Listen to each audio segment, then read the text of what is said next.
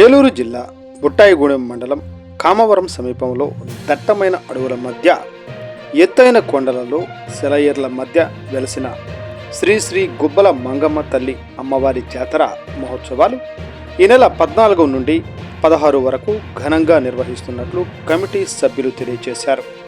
ఈ సందర్భంగా స్థానిక సర్పంచ్ కోర్సా గంగరాజు, కోర్సా రాంబాబు, మాజీ సర్పంచ్ కోర్సా కన్నప్ప రాజు తదితరులు మాట్లాడుతూ అమ్మవారి జాతర మహోత్సవాలను ప్రతి ఏటా ఘనంగా నిర్వహిస్తున్నామని అన్నారు.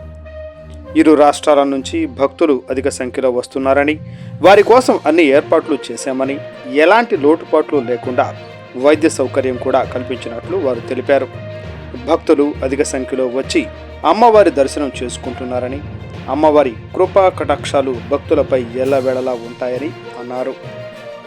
గిరిజన సాంప్రదాయం ప్రకారం ఆవిడకి ఏ పూజలు అయితే చేస్తున్నామో గత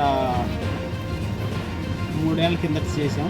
అలాగే ఇప్పుడు కూడా అమ్మవారికి గతంలో ఏ అయితే పూజలు చేసామో అవి కూడా ఇప్పుడు అమ్మవారు కోరినటువంటి పూజలు ప్రతి ఒక్కటి కూడా అమ్మవారికి పూజలు చేస్తున్నాం. అలాగే వచ్చే భక్తులకి రోడ్డు సదుపాయం కానివ్వండి, వాటర్ సదుపాయం కానివ్వండి, వచ్చే భక్తులకి ఏ ఆటంకం కలగకుండా మా కమిటీ తరఫున మేము అన్నీ కూడా ఏర్పాటు చేసాం. అలాగే వచ్చిన భక్తులకి ఏమన్నా ఇబ్బంది కలిగితే ఆరోగ్య రీత్యా మనం మెడికల్ క్యాంపు పెట్టించాం.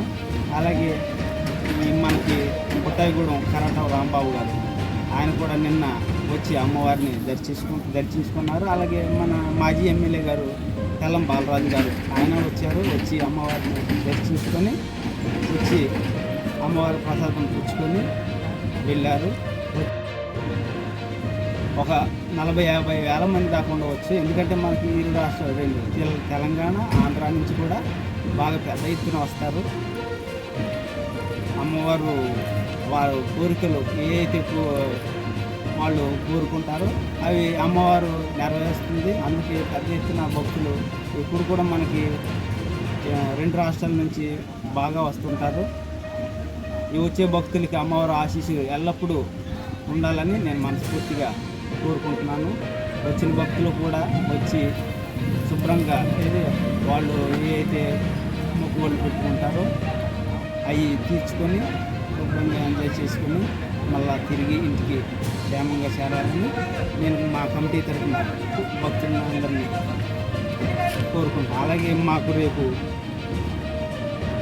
ఆఖరి రోజు కాబట్టి 3వ రోజు అన్నదాన కార్యక్రమం ఉంటుందండి. అమ్మవారికి సారీ ఇవన్నీ కూడా అమ్మవారికి ఇస్తాం. ఇచ్చిన తర్వాత అన్న సంతర్పణ ఉంటుంది.